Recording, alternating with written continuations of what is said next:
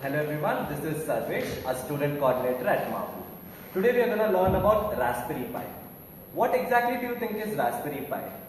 It's not a fruit like many of you think. It's basically a small, compact and a versatile computer. Now you may be asking, why do I need this Raspberry Pi? The special features of this Raspberry Pi is its compact size.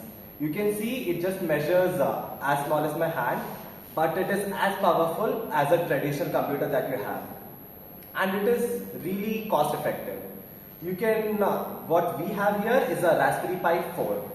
It houses a 4-quad CPU, which has a wide range of application.